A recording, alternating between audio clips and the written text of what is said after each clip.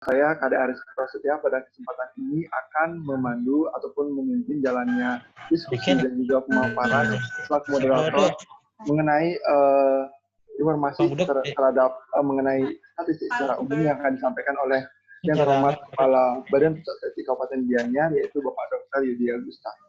Nah, selanjutnya diskusi akan dilakukan setelah pemaparan selesai disampaikan. Untuk mempersingkat waktu, saya berikan waktu dan tempat kepada Bapak Dr. Yudi Agusta selaku Kepala Badan Pusat Statistik Kabupaten Gianyar. Silakan.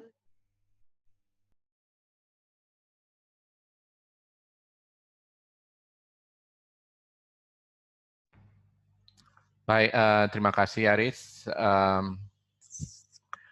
Hari ini kita kembali jadi melaksanakan kegiatan SGC setelah lama tidak dilaksanakan, dan ini pun dalam keadaan virtual ya. Sebelumnya saya ucapkan penganjali umat, Om Swastiastu. Assalamualaikum warahmatullahi wabarakatuh. Salam sejahtera untuk kita semuanya. Tentunya pertama-tama marilah kita mengucapkan puji dan syukur pada Tuhan Yang Maha Esa, Ida Sang Yang Widiwasa, atas berkatnya kita hari ini bisa hadir di sini dalam keadaan sehat, mengikuti kegiatan statistik Ghost to Community yang memang sudah lama tidak kita laksanakan karena hubungannya dengan pandemi, dan akhirnya kita membuat format yang baru yang pelaksanaannya dilaksanakan dalam bentuk virtual seperti ini. Nah, seperti tadi disampaikan oleh Aris bahwa tujuan dari kegiatan statistik Ghost to Community ini adalah untuk menyampaikan tentang statistik kepada masyarakat, yang nantinya harapannya adalah bahwa statistik itu akan lebih dekat ke masyarakat, lebih bisa dipahami oleh masyarakat, dan yang terpenting adalah bisa dimanfaatkan oleh masyarakat. Itu yang menjadi tujuan kami, karena selama ini kami di BPS melakukan pekerjaan pengumpulan data, kemudian menyampaikan data ke masyarakat, mungkin hanya sebagian kecil dari masyarakat yang memanfaatkan hasil yang dipublikasikan oleh BPS, khususnya BPS Kabupaten Gianyar. Nah, dengan kegiatan seperti ini yang akan dilaksanakan secara terus-menerus juga, kegiatan dalam hal yang berhubungan dengan statistik itu akan tetap bisa dilaksanakan atau didapatkan. Nah, kegiatan ini dilaksanakan dengan tujuan pertamanya untuk memberikan pemahaman kepada masyarakat. Nah, tentunya untuk bisa mendapatkan apakah kegiatan ini bisa memberikan pemahaman kepada yang hadir di sini dalam mengikuti SGC ini, pertama-tama izinkan kami untuk melaksanakan istilahnya kuis terlebih dahulu untuk mengetahui apakah masyarakat sudah mengetahui hal-hal terkait dengan statistik dan hal-hal yang terkait dengan BPS. Sehingga nantinya di akhir kami juga akan menanyakan hal yang sama. Nantinya akan diketahui apakah pemaparan yang diberikan oleh kami ini bisa memberikan manfaat bagi yang hadir untuk hari ini. Jadi untuk mempersingkat waktu, saya persilahkan yang peserta yang sudah hadir di sini untuk membuka link kuis yang sudah kami sediakan. Mohon untuk diisi. Kami mungkin meminta sekitar 10 menit untuk mengisi kuis yang sudah disediakan. Kemudian nanti setelah itu baru kita akan memulai paparannya. Silakan Bu Gongge untuk menyampaikan link materi, link kuis yang perlu diisikan oleh teman-teman yang ikut pada hari ini. Nah, link sudah disampaikan, itu ada di http://sbps.go.id pretest SGC gitu, ada linknya. Silakan itu diklik. Kemudian nanti akan dituntun teman-teman untuk mengisi beberapa pertanyaan. Nah, setelah selesai agar disubmit. Nah, begitu selesai nanti baru kami akan memulai materi yang akan kami sampaikan hari ini. Silakan, kami berikan waktu sekitar 10 menit. Bagi yang mengalami kesulitan dalam mengakses linknya, mohon untuk disampaikan juga. Kalau memang ada kendala, nanti akan dituntun oleh salah satu staf dari BPS Kabupaten Gianyar. Nah, Bapak nanya, Bapak. Ya, silahkan. Ini untuk tempat SGC-nya itu gimana, Bapak? Linknya? Nah, untuk ya mengisi jawaban di pretest itu kan ada tempat SGC gitu, statistik Gus Community-nya itu. Apa Ya. itu per desa, apa diisi langsung aja BPS Gianyar? Terima kasih. Mohon maaf, ini saya juga coba akses ya. Ya. Untuk pengisiannya, nama tempat SGC itu tempat asalnya, Pak. Ataupun kalau misalnya, kalau yang di desa bisa menulis desanya, kalau yang mitra statistik bisa menulis mitra statistik, seperti itu bisa. Oh, iya Bapak, terima kasih Bapak. Terima kasih.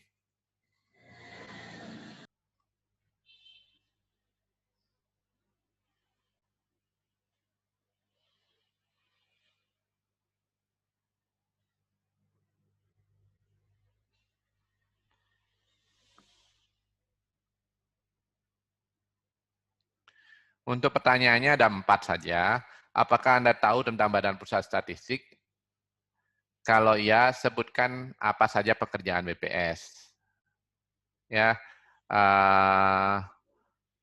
kalau bisa menyebutkan 3, itu akan sangat bagus sekali. 3 pekerjaan BPS. Kemudian pertanyaan yang kedua, apakah Anda tahu data atau statistik yang dihasilkan oleh BPS? Kalau tidak tahu, jawab tidak, tidak masalah. Kalau tahu, jawab ya. Dan kalau jawabannya iya, berarti sebutkan data apa saja yang dihasilkan oleh BPS.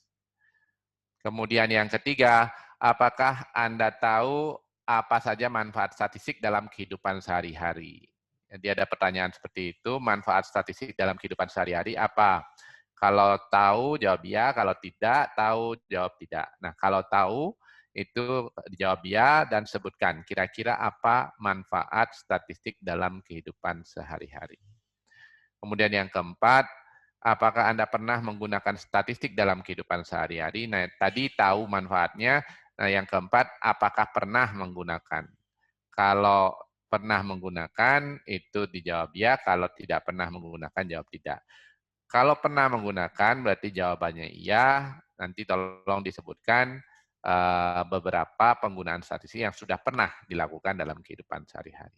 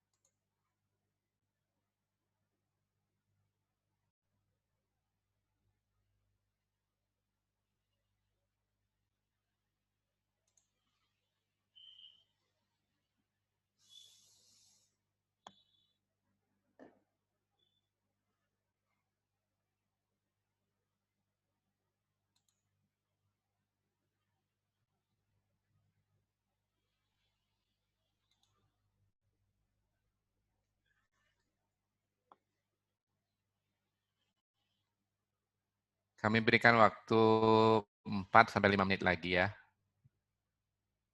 Silahkan diisi sesuai dengan pengetahuan masing-masing ya, tidak perlu dipaksakan karena tujuan hari ini adalah menyampaikan hal-hal yang ditanyakan juga. Gitu. Kalau memang tahu silahkan diisi ya, kalau tidak tahu ya tidak diisi juga tidak masalah. Artinya jawab tidak gitu, tidak masalah juga. Kami ingin mengetahui kondisi sebelum pelaksanaan kegiatan dan nanti pertanyaan yang sama juga akan ditanyakan di akhir untuk mengetahui apakah materi yang kami sampaikan itu dapat menambah wawasan peserta yang hadir atau tidak seperti itu. Jadi tujuannya murni seperti itu. Mohon diisi sesuai dengan pengetahuan masing-masing. Jadi tidak harus memaksakan untuk mengisi sesuatu yang memang bukan ataupun yang belum diketahui oleh teman-teman semua.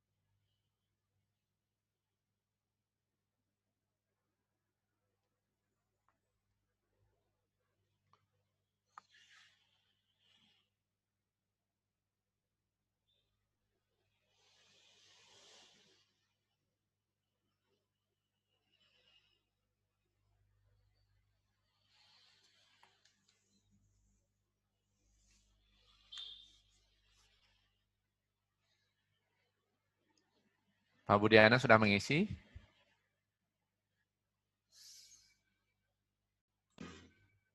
Sampun Bapak. Oke. Yang lain ada kendala untuk mengisi atau sudah semuanya?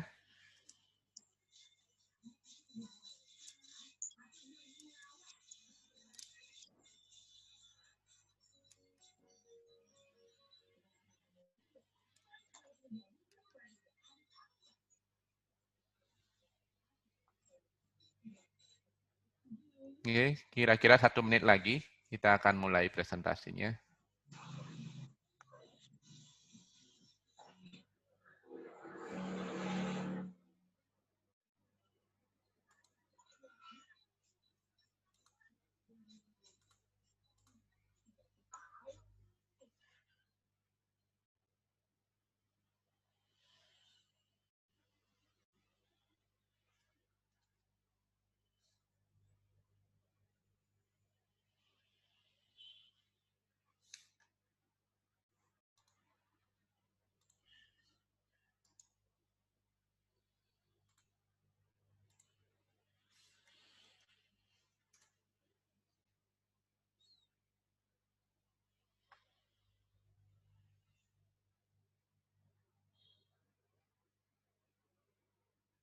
Baik, ada 11 orang yang sudah mengisi. Nah, bagi yang lainnya yang sedang mengisi, silahkan mengisi. Dan juga silahkan untuk diteruskan mengisi dan submit. Kemudian karena waktu juga, saya akan memulai ya, apa yang perlu disampaikan untuk meningkatkan lagi pemahaman statistik dari peserta yang hadir pada hari ini. Saya mulai saja, saya akan share slide yang sudah disediakan.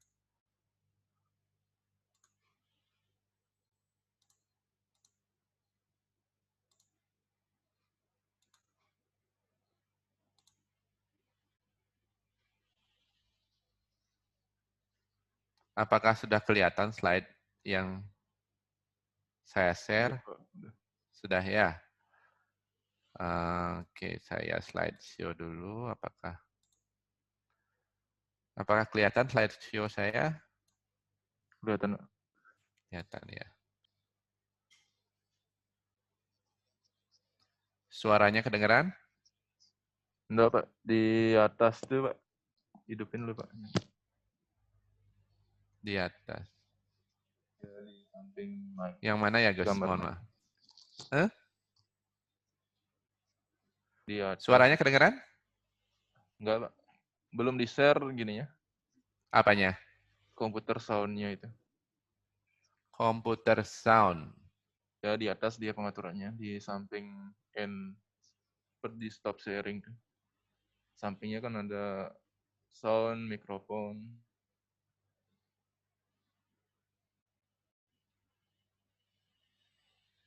Sound, mikrofon. Tunggu. Kok saya nggak lihat ya? Mungkin di stop sharing dulu, Pak. Share ulang nanti. Oh gitu. Tunggu. Saya sudah stop. Terus? Apa yang perlu Terus saya... share tuh dicentang dia gini. Share komputer sound-nya. Oh iya, oke. Nanti, Pak. Share computer sound, alright.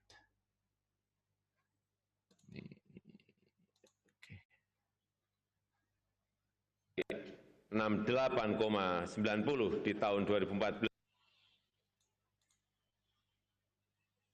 Saudara-saudara sebangsa setanah air, Sudah kedengaran suaranya? sidang majelis yang perhatian pemerintah dalam 4 tahun terakhir bukan hanya pembangunan infrastruktur. Bagi negara dengan jumlah penduduk 260 juta jiwa, kita percaya bahwa masa depan Indonesia terletak pada kemampuan kita untuk mempersiapkan manusia Indonesia yang maju dan unggul. Bersyukur apa yang kita kerjakan membuahkan hasil. Kualitas kehidupan manusia Indonesia dalam 4 tahun terakhir terus membaik. Indeks pembangunan manusia meningkat dari 68,90 di tahun 2014 menjadi 70,81 di tahun 2017. Negara kita sudah masuk ke kategori High Human Development. Alhamdulillah. Dengan kerja bersama, tingkat pengangguran terbuka semakin menurun dari 5,70% menjadi 5,13%. Saat ini BPS telah merilis data terbaru yang harus diikuti semua kementerian. Data beras kan sudah disampaikan oleh BPS, ya kan? Itu sudah sejak 97. Itu memang nggak benar data itu. Ini kita sudah setahun yang lalu BPS menyampaikan kepada kita. Dan ini yang mau kita benarkan, kita betulkan, ya udah pakai itu. Jadi sekarang acuannya hanya yang dari BPS itu ya, Pak? Ekonomi di kuartal sebelumnya kita 5,27. Kemudian kuartal ini 5,17. Ya, alhamdulillah menurut saya masih sangat baik dibandingkan dengan negara-negara lain. Artinya kita bisa mempertahankan pada posisi 5,1, 5,2. Tadi yang turun, cabai turun dari di atas 30.000 menjadi tadi 17.000. Beras naik dikit banget. Di dalam kondisi yang stabil ya Pak? Iya, ya tadi Pak Gubernur kan sudah menyampaikan inflasi yang ada di Jawa Timur 1,78 artinya sangat stabil, bukan stabil, sangat stabil. Kalau ada yang bilang harga naik, kalau ada yang bilang harga kebutuhan naik, dicek saja langsung ke pasar. Inflasinya di Jawa Timur 1,78 gimana mau naik itu naik gimana? Nasional juga di bawah 3,5 inflasi artinya juga harga-harga itu terkendali. Dalam 5 tahun terakhir, pemerintah telah berhasil menurunkan jumlah penduduk miskin sekitar 4,5 juta orang. Pada tahun 2009, persentase penduduk miskin masih mencapai 14% atau sekitar 32 juta penduduk berada di bawah garis kemiskinan. Pada bulan Maret 2014, tingkat kemiskinan turun menjadi 11% atau sekitar 28 juta penduduk.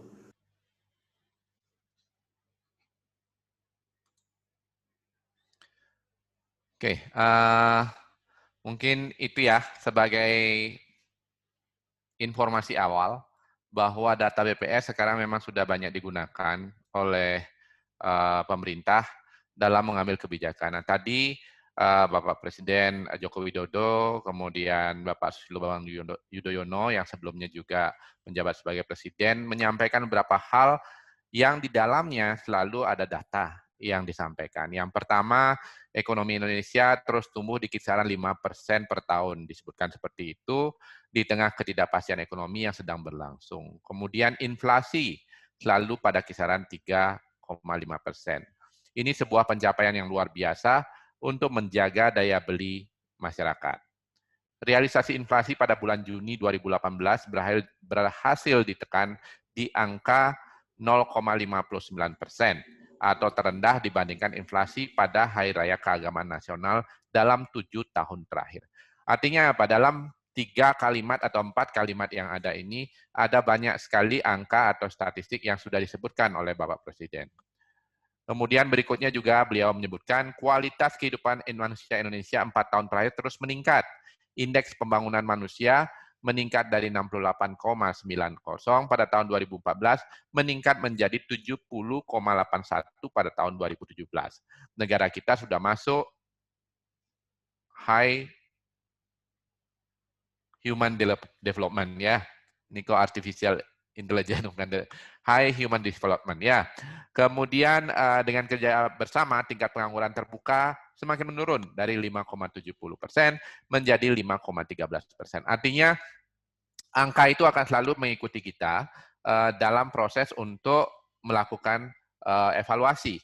Pertamanya untuk mengetahui apakah program kerjanya sudah berjalan dengan baik atau tidak, sudah memperlihatkan outcome yang bagus atau tidak. Nah, dalam rangka untuk mencapai hasil yang diinginkan, itu tentu ada perencanaan. Perencanaan juga akhirnya akan menggunakan angka-angka juga. Jadi begitulah bergulirnya konsep bahwa kita tidak akan bisa hidup kalau tidak ada angka yang mendukung apa yang kita informasikan. Kalau kita berbicara seenaknya saja, seadanya saja,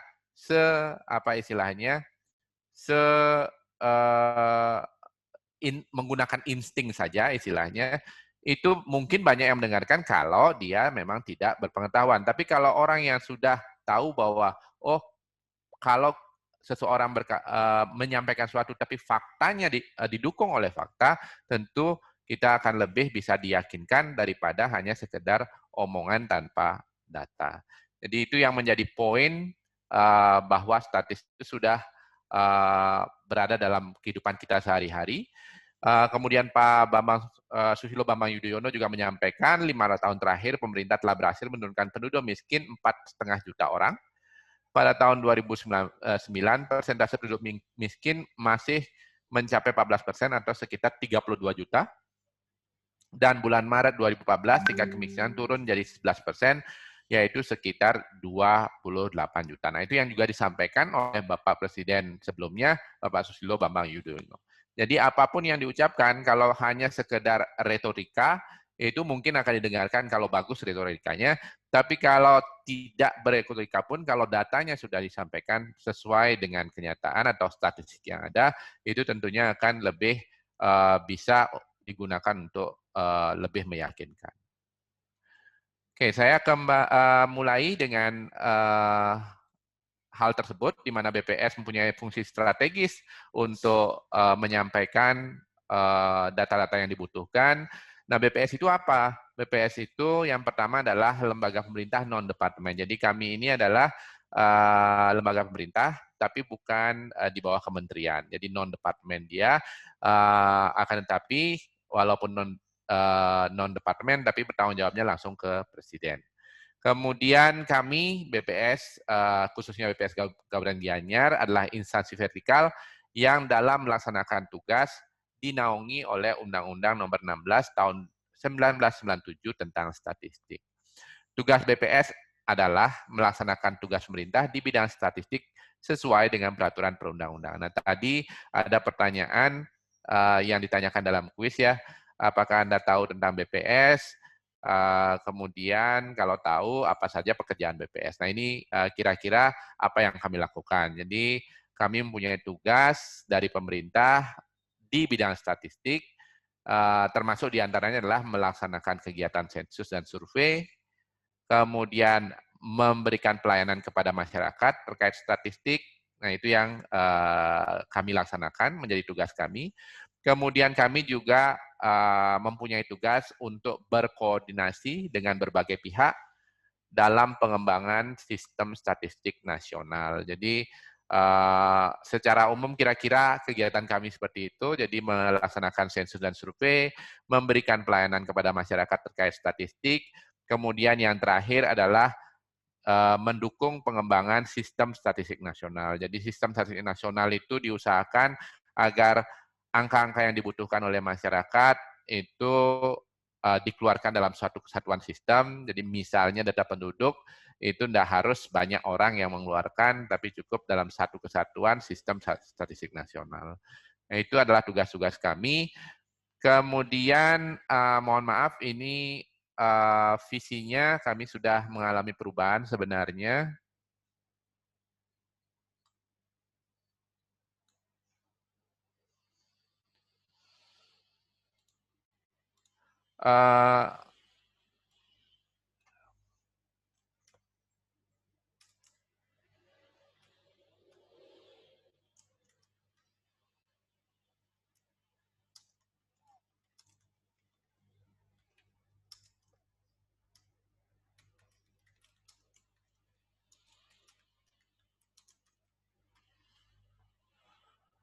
Agus, mohon sharingnya dibuka lagi, Gus. Tadi agak...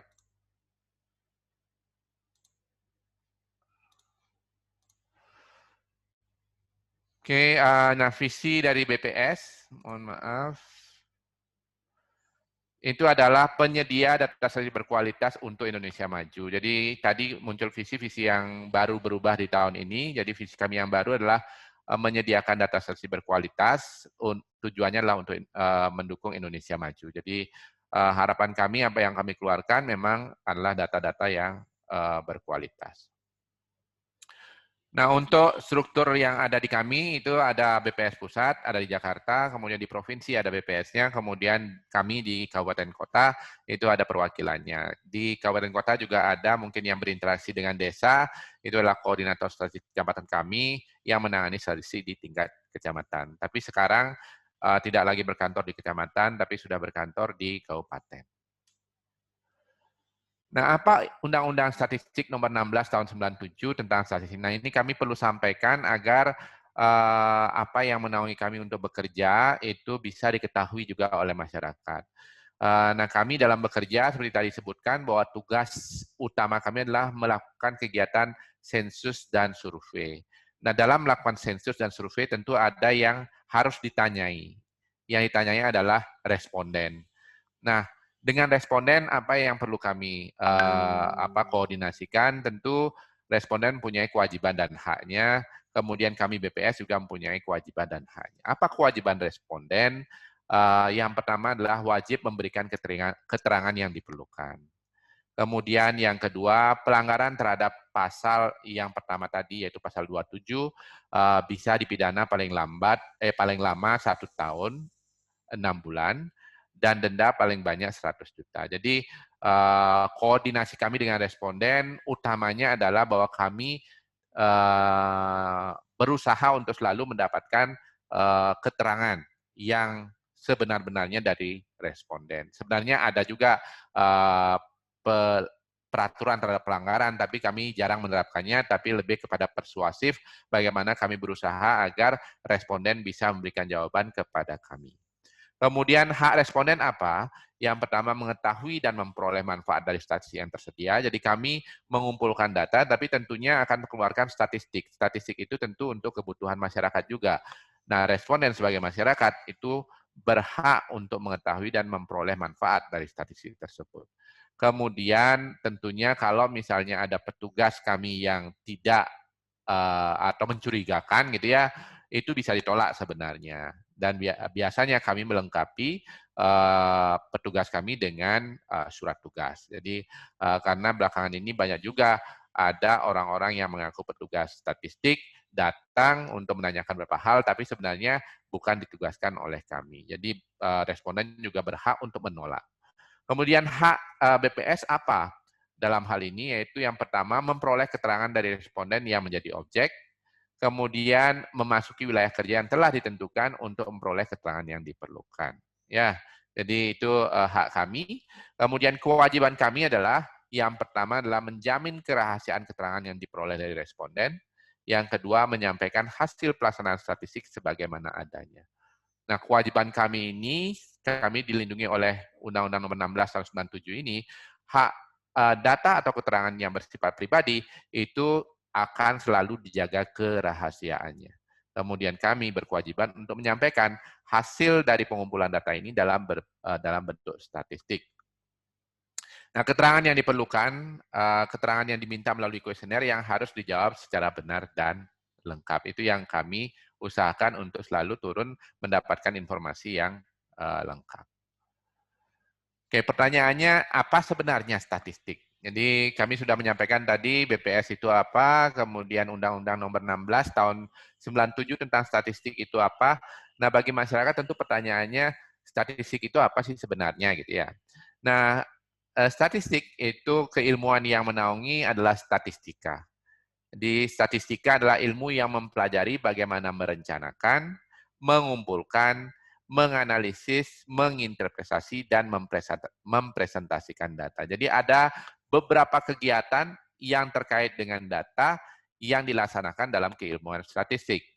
Mulai dari apa? Dari merencanakan sebenarnya. Sebelum kami turun ke lapangan mencari data, itu ada perencanaan. Jadi tidak bisa serta-merta kami turun begitu saja tanpa perencanaan. Jadi ada perencanaan yang lumayan mendalam yang dilaksanakan sebelum benar-benar turun ke lapangan untuk mencari data. Kemudian setelah data dikumpulkan, perlu dianalisis, diinterpretasi, dan hasilnya kami sampaikan dalam berbagai macam media. Salah satunya ada website, ada berita resmi statistik, dan lain-lain yang bisa diakses oleh masyarakat.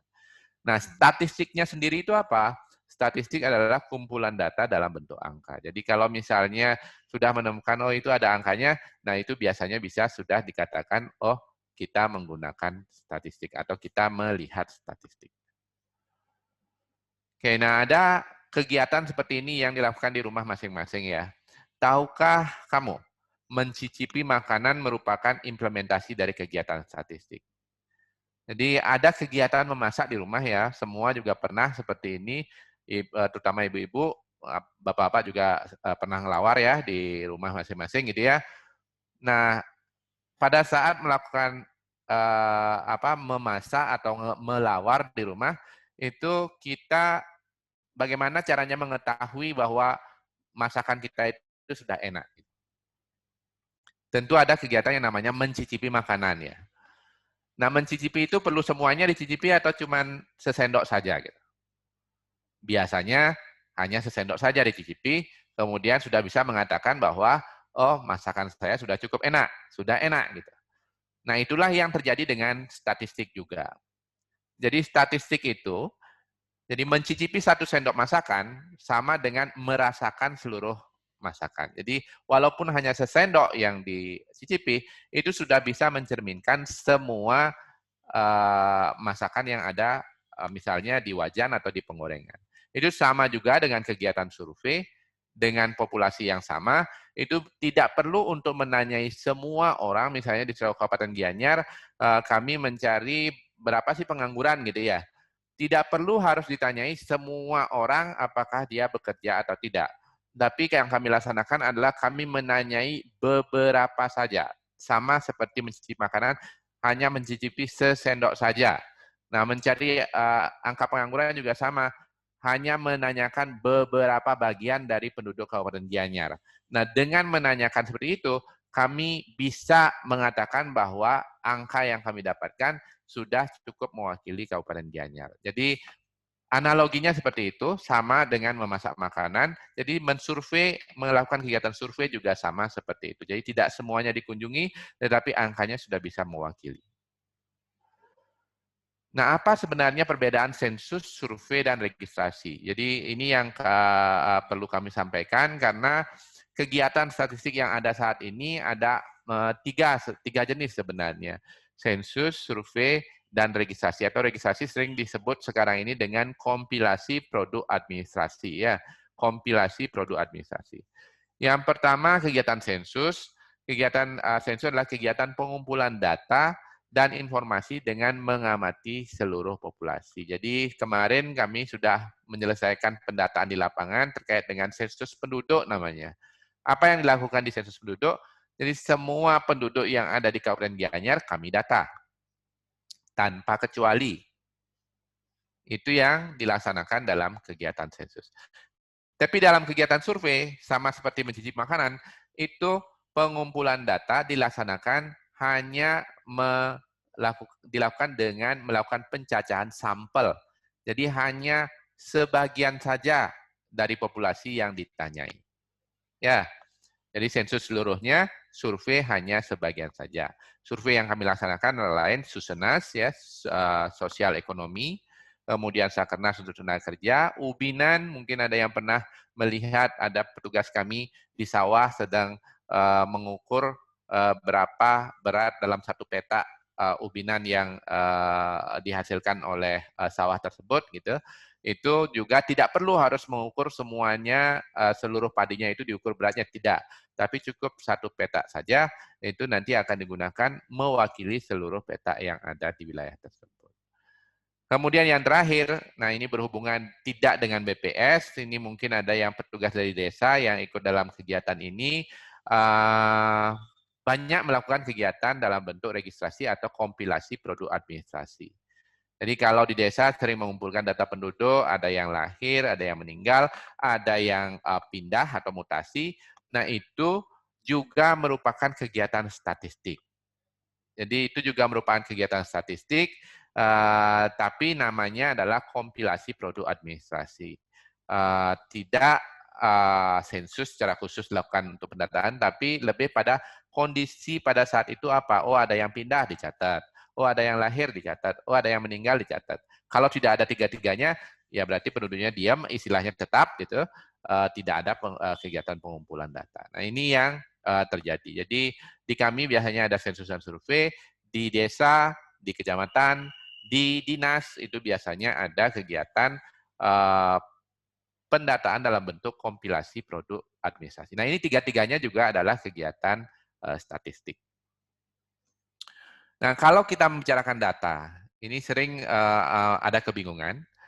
Ada namanya data primer dan data sekunder. Walaupun kita menggunakan data, itu kadang-kadang kita mendapatkan data primer atau kita mendapatkan data sekunder. Nah, apa itu data primer? Itu adalah data yang dihasilkan atau yang didapatkan dari pelaksanaan kegiatan oleh yang bersangkutan. Jadi misalnya BPS melaksanakan pendataan sensus penduduk, mempunyai data penduduk, itu adalah data primer dari BPS. Data primer. Kemudian di desa juga melaksanakan kegiatan pendataan penduduk, misalnya yang operasional, misalnya ada yang meninggal, ada yang lahir, kemudian ada yang pindah, itu juga data primer. Jadi kalau langsung mendapatkan data, kemudian data itu digunakan, itu disebut dengan data primer. Nah, data sekunder itu apa? Data sekunder misalnya ada yang menggunakan data kemiskinan yang dihasilkan oleh BPS untuk kegiatan berikutnya, gitu. Ya, misalnya di desa sedang melakukan kegiatan tertentu, itu datanya diambil dari BPS, gitu misalnya. Nah, data yang digunakan oleh desa itu adalah data sekunder. Jadi bukan data primer. Kalau data primer, data yang dikumpulkan oleh yang bersangkutan, data sekunder adalah data yang dikumpulkan oleh orang lain, sementara yang bersangkutan hanya mengambil untuk menggunakannya. Nah, contoh di sini disebutkan adalah mahasiswa mengambil data jumlah guru, atau jumlah murid dari Dinas Pendidikan, atau jumlah data penduduk dari BPS, dan lain-lain. Kalau mahasiswanya tersebut, itu artinya mahasiswa tersebut menggunakan data sekunder. Jadi itu perbedaan data primer dan data sekunder. Nah, sifat data juga ada dua. Ada kualitatif, ada kuantitatif. Tadi disebutkan bahwa, data itu harus berbentuk angka. Ya, misalnya jumlah penduduk, itu data kuantitatif selalu berbentuk angka. Ada juga data yang sifatnya kualitatif. Kualitatif misalnya baik, bagus, cantik, tampan, setuju, tidak setuju. Itu tidak dalam bentuk angka, tetapi begitu nanti diakumulasi, berapa sih orang tampan di Gianyar gitu misalnya, nanti muncul-munculnya adalah angka juga. Ya, tadi muncul-munculnya angka juga, misalnya ada 100.000 gitu misalnya. Nah, itu hasilnya adalah angka juga, walaupun asal-muasalnya dia adalah data yang bersifat kualitatif. Oke, sampai di sana mudah-mudahan ini bisa dipahami. Kami menegaskan sedikit tentang statistik sebenarnya. Karena apa? Karena kami ingin sharing banyak bahwa statistik itu ada, kemudian statistik itu seharusnya banyak dimanfaatkan untuk mendukung kegiatan sehari-hari ya, dalam baik kegiatan di rumah maupun di perkantoran. Oke, nah manfaat statistik itu apa? Kalau tadi di kuisnya itu ada pertanyaan, pernahkah Anda memanfaatkan statistik dalam kehidupan sehari-hari? Nah, kalau pernah melaksanakan kegiatan seperti ini, itu sebenarnya sudah memanfaatkan data statistik. Misalnya melakukan perencanaan. Ya, kalau di tingkat kantor itu sering ya, makanya di kantor biasanya ada yang bertugas memegang data gitu ya. Memegang data, nanti data itu akan digunakan untuk melakukan perencanaan. Tapi di tingkat rumah tangga, jangan salah, ibu-ibu sering melakukan perencanaan. Perencanaan apa? Perencanaan keuangan. Ya, apa yang dilihat? Oh, ternyata sekarang harga buah-buahan sedang naik gitu misalnya. Berarti dengan bapaknya melakukan perencanaan, berarti untuk seminggu ini kita setidaknya perlu menyediakan dana sebesar ini ya. Karena harga-harga sedang naik, itu misalnya. Nah, itu juga perencanaan. Jadi, data itu bisa digunakan untuk perencanaan. Kemudian, statistik juga bisa digunakan untuk melihat masa yang akan datang. Apa yang akan terjadi yang akan datang, itu juga bisa. Ya, misalnya, kalau kondisi sekarang sedang pandemi, memang sangat khusus sekali, akan sulit untuk melihat sedikitnya ke masa depan, tapi walaupun begitu banyak yang menggunakan angka-angka yang muncul saat pandemi ini untuk memprediksi kira-kira 2021 itu seperti apa, itu juga terjadi. Tapi kalau secara general, itu akan diketahui bahwa misalnya kita mempunyai angka dari tahun 2014 sampai tahun 2019 atau 2020, nanti tahun 2021 biasanya akan kelihatan. Itu kira-kira prospeknya seperti apa. Pengambilan keputusan. Jadi pada saat pengambilan keputusan juga sama. Jadi data itu kalau kita berdiskusi, datanya sudah tersedia, biasanya pengambilan keputusan akan banyak. Balik lagi pada kegiatan di rumah juga, biasanya pengambilan keputusan akan ditentukan oleh data. Misalnya tadi dalam hal belanja di pasar, harga buah buah apel sedang tinggi, harga buah mangga sekarang sedang murah misalnya. Punya uang seberapa? Keputusannya apa? Karena uangnya tidak mencukupi untuk beli apel, maka dipakailah untuk membeli mangga gitu. Misalnya, tentu keputusan diambil di sana ya. Karena apa? Kita mempunyai data harga mahal, kita mempunyai uang berapa, nah akhirnya keputusan diambil. Kemudian evaluasi ya. Pemerintah sering melakukan evaluasi seperti tadi pidato Bapak Presiden, baik Pak Jokowi maupun Pak Susilo Bambang Yudhoyono, itu menggunakan angka yang disampaikan untuk mengevaluasi kinerja dari pemerintahan masing-masing gitu ya. Apakah sudah berhasil atau tidak. Nah, ini salah satu contoh dimunculkan di sebelah kanan, itu ada misalnya, kita tahu data penduduk di satu desa yang umurnya 6-12 tahun kira-kira berapa. Kita tahu jumlahnya. Kemudian kita tahu berapa kapasitas SD. Berapa jumlah SD dan berapa kapasitasnya di desa tersebut dan di sekitar desa tersebut. Nah, kalau misalnya itu dibandingkan, misalnya ternyata, jumlah penduduk yang umurnya 6-12 itu lebih banyak dari kapasitas SD yang tersedia gitu misalnya. Nah, tentu pertanyaannya kalau lebih banyak, di mana mau disekolahkan anak-anak tersebut gitu ya. Entah itu bisa dengan membangun SD yang baru atau memohon untuk pembangunan SD yang baru, atau mungkin jumlah kelasnya yang ditambah dengan melakukan shift pagi atau sore gitu.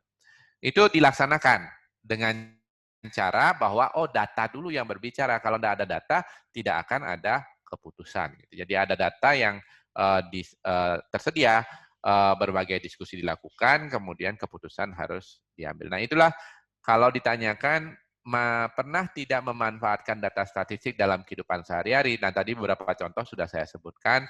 Jadi mungkin dalam kehidupan sehari-hari sebenarnya semua sudah menggunakan statistik ya. Jadi semuanya sudah menggunakan statistik. Jadi kecil-kecilnya pasti sudah menggunakan. Cuman belum sadar saja bahwa keseharian kita selalu didukung oleh data-data statistik yang akhirnya memudahkan kita untuk melakukan kegiatan. Misalnya pengambilan keputusan. Oke, untuk pengumpulan data di BPS itu sensus ada sensus pertanian, sensus ekonomi, kemudian yang terakhir kemarin adalah sensus penduduk. Kemudian kami juga melakukan survei dalam bentuk kegiatan survei penduduk antar sensus ya. Kemudian ada survei pertanian antar sensus, kemudian ada susunas juga, itu kegiatan yang tadi. Tidak semuanya dikunjungi, tapi angkanya nanti bisa digunakan. Kemudian yang terakhir adalah kegiatan yang banyak dilakukan di desa, di kecamatan maupun di dinas, yaitu kompilasi produk administrasi. Jadi kompilasi data dari kementerian, lembaga, dan dinas terkait. Contohnya adalah dinas data penduduk di dinas Dukcapil. Itu yang dilaksanakan. Jadi pengumpulan data ada seperti itu. Nah, bagaimana dengan penyajian datanya? Penyajian data ada banyak ya cara. Yang paling sering adalah tabel. Jadi begitu muncul, biasanya angka itu dimunculkan dalam bentuk tabel. Itu sering.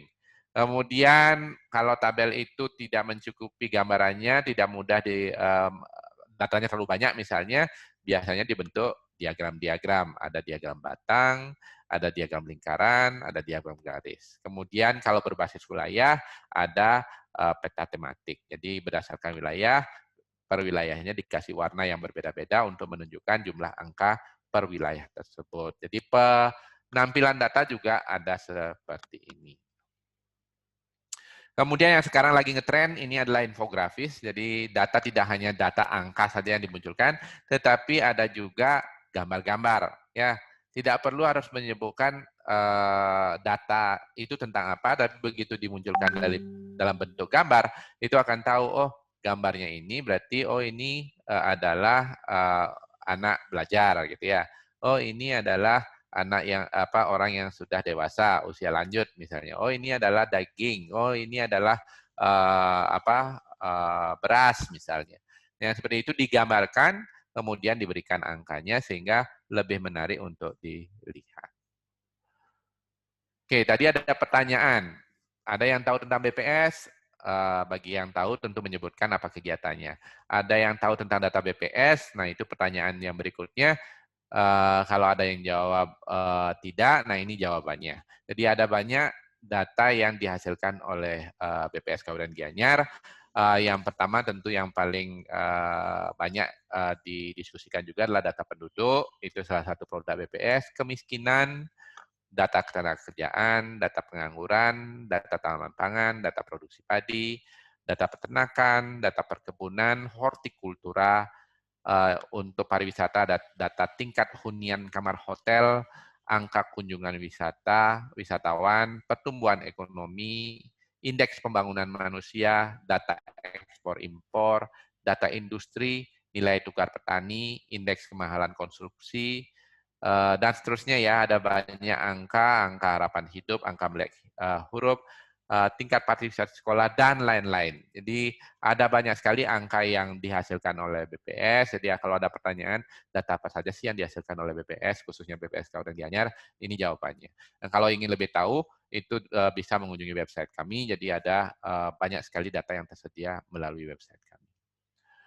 Oke, untuk layanan, apa yang bisa kami sediakan? Tentunya tadi kalau ada yang minta data, itu utamanya yang kami sediakan, bahwa yang mencari data silahkan datang ke BPS. Tetapi di luar yang mencari data, itu banyak yang kami layani juga. Ada yang mau konsultasi juga bisa, misalnya, oh data ini kok saya tidak mengerti apa maksudnya. Itu silahkan melakukan konsultasi ke kami juga bisa. Kemudian ada yang ingin melakukan kegiatan statistik, misalnya gitu ya, tapi tidak tahu bagaimana melaksanakannya. Nah, itu bisa ke kami juga untuk berkonsultasi. Nah, kalau ada yang memerlukan data dari BPS di tempat lain, itu juga bisa ke kami. Silahkan, kami ada di Jalan Erlangga nomor 5, Gianyar. Kemudian email kami, kalau tidak sempat datang, beremail juga boleh di bps5104@bps.go.id. Kemudian website kami ada di Gianyar Cup, bps.go.id. Oke, coba kami ingin berinteraksi sedikit, karena ini virtual memang agak sulit ya. Kalau biasanya SGC yang langsung turun ke desa, itu kami bisa tahu kira-kira teman-teman seperti apa, memahami apa yang sudah disampaikan. Nah, coba saya sedikit berinteraksi dengan peserta di sini. Kami ingin teman-teman coba mengakses ini. Website kami ada di https://gianyarcup.bps.go.id. Bisa enggak diakses ya peserta yang hadir hari ini? Mungkin bisa menggunakan HP-nya masing-masing, itu silahkan untuk mengakses gianyarcup.bps.go.id. Kalau ada yang sudah bisa mengakses, bisa munculkan suaranya, saya sudah gitu.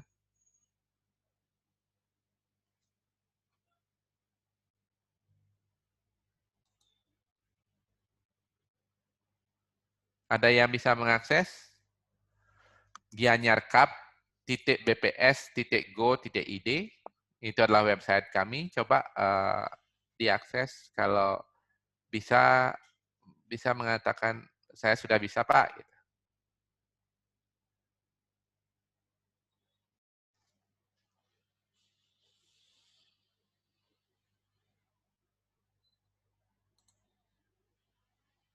Ada yang bisa mengakses? Gianyarcup BPS Go ID. Sudah Pak, sudah. Udah ya. Nah, bagi yang sudah, coba dicari bagian menunya publikasi.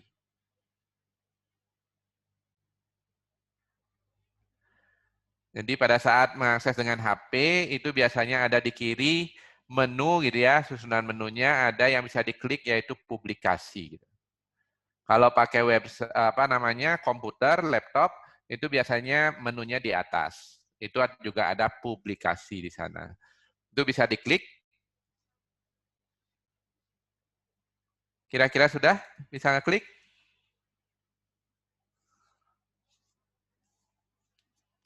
Sudah bisa, Pak. Sudah ya. Nah, bagi yang ingin mencari publikasi kami, misalnya tadi ada dari Desa Bedulu kalau tidak salah ya, itu misalnya Kecamatan Blabatuh dalam angka, itu misalnya dicari. Itu bisa dicari di sini langsung dan langsung di-download juga. Ya, kira-kira dari kecamatan mana, itu silakan cari kecamatan dalam angka, dalam arti misalnya kalau Blabatuh dalam angka. Kalau dia Tanpa Siring dalam angka. Coba diketikkan di kata kuncinya, kemudian dicari tahun 2020 gitu. Tahunnya cari 2020, kemudian cari misalnya Blabatuh dalam angka gitu misalnya. Sudah bisakah?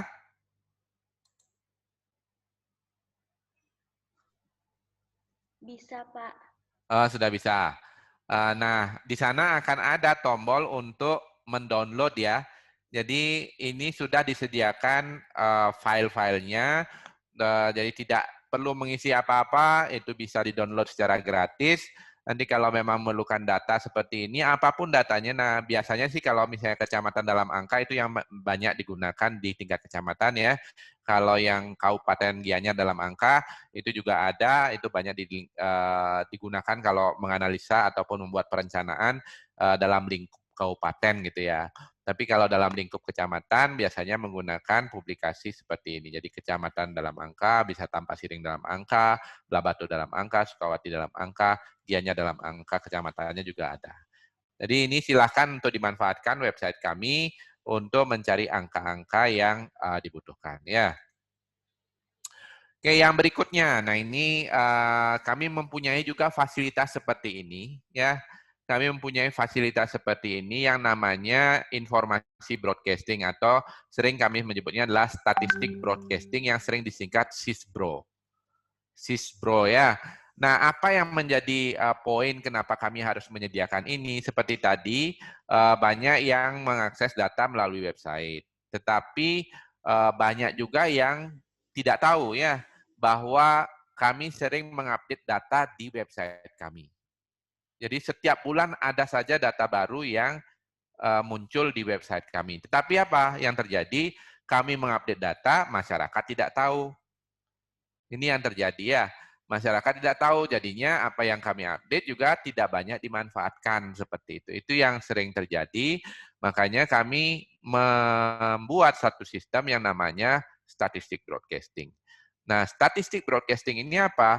Itu adalah kalau kami mengupdate data di website kami, apapun itu datanya, itu akan kami broadcast informasi tentang data terbaru kami itu ke masyarakat yang mendaftar di mailing list kami. Jadi kami mempunyai mailing list, nanti begitu data terbaru itu dimunculkan di website kami, sistem kami dengan otomatis akan mengirimkan data baru apa yang sudah diupdate di website kami. Gitu ya. Jadi ini dilaksanakan, biasanya sih kami update-nya setiap bulan, tapi kadang-kadang di pertengahan bulan ada publikasi yang selesai, itu diupload juga. Kemudian di di pertengahan bulan ada juga data yang sudah keluar dari BPS, tidak di awal bulan, itu juga kami langsung upload di website kami. Cuman masalahnya adalah tidak semua mengetahui update yang kami lakukan. Jadi kami perlu untuk menyediakan yang seperti ini, begitu kami update, kami akan informasikan ke semua yang tergabung dalam mailing list ini gitu ya. Nah, bagi ya peserta yang ikut hari ini, kalau ingin mendaftar ke dalam sistem kami ini untuk mendapatkan apapun yang update di website BPS Gianyar itu dikirimkan gitu misalnya, itu silahkan mendaftar, itu linknya ada di slide ini, mungkin Bu Gongge bisa mengirimkan linknya melalui chat juga ya, itu untuk bisa teman-teman yang hadir hari ini untuk mendaftarkan email, khususnya email address, tapi kalau tidak memiliki, biasanya sih rata-rata semua memiliki email address ya. Tapi kalau tidak memiliki email address, nomor WA juga bisa karena sistem ini juga akan mengirimkan melalui WA ya. Jadi teman-teman yang hadir sebagai peserta hari ini, kalau memang berminat untuk mendapatkan update terbaru data apa saja yang sudah dimasukkan dalam website kami, itu silahkan mendaftarkan diri melalui https://form-pendaftaran-sisbro. Jadi tujuan kami apa? Kami tidak mendapatkan untung apa-apa dari ini. Tujuan kami murni adalah bahwa kami bekerja untuk menghasilkan data. Apa yang menjadi penting adalah data yang kami hasilkan sampai ke masyarakat. Itu tujuan utama kami, sehingga kami menciptakan hal seperti ini. Silahkan untuk mendaftar, linknya mungkin sudah di-share oleh Ibu Gongge, silahkan di-copy, kemudian didaftarkan email ataupun nomor WA-nya. Kemudian, nah ini adalah satu lagi yang bisa digunakan oleh semuanya ya, dalam hal mencari data. Karena tadi website BPS, kenapa perlu dibuatkan lagi sistem yang lain dalam bentuk sistem satu data Gianyar, karena website BPS hanya menyampaikan data yang dihasilkan oleh BPS saja. Sementara data di Gianyar ini tidak hanya dari BPS, bisa saja dari Dinas Sosial, Dinas PMD, Tenaga Kerja, dan lain-lain, itu semua mempunyai data. Ya. Nah, untuk keperluan itu, Gianyar sudah mempunyai yang namanya sistem satu data Gianyar. Jadi untuk data BPS silahkan mengunjungi yang tadi Gianyar Cup BPS Go ID. Tetapi untuk data di luar BPS, termasuk data BPS juga ada di sini, ada di sistem satu data Gianyar. Alamatnya di mana? Ini di satu data .gianyarcup.go.id. Nah ini juga saya coba berinteraksi sedikit ya dengan peserta. Bisa nggak mengakses ini? Satu data .gianyarcup.go.id. Silahkan coba diakses ya.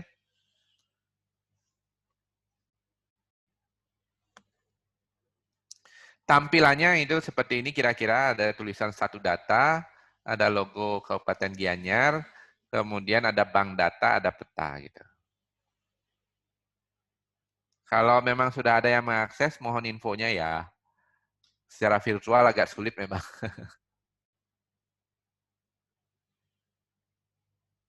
Ada yang sudah bisa mengakses? Satu data. Iya, sudah mengakses, Pak. Akses ya. Nah, kalau yang sudah, coba diklik bank data. Coba diklik bank data. Yang sudah mengakses. Sudah, Pak. Nah, coba di pencarian. Kan ada di atas itu di kolom pencarian. Kira-kira mau nyari data apa gitu. Coba dicari.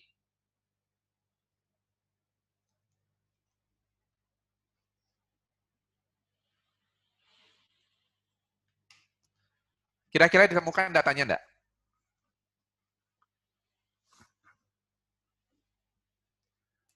Setelah dicari ditemukan datanya atau tidak ya? Ditemukan, Pak. Jumlah desa wisata sudah saya temukan. Angkanya ada ya? Ada, Pak. Oke. Nah, itu jadi data desa wisata itu bukan data dari BPS ya. Kalau dilihat ke bawah coba ada keterangannya itu dari dinas mana kan ya?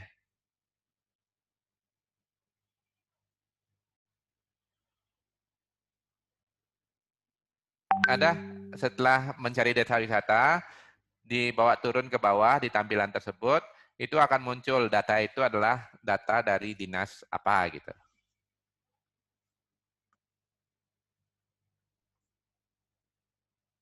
Muncul enggak?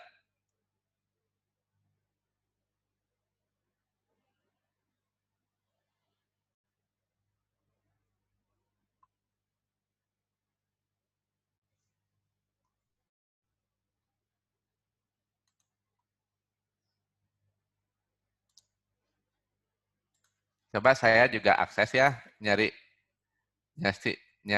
desa wisata ya, tadi ya. Jumlah desa wisata.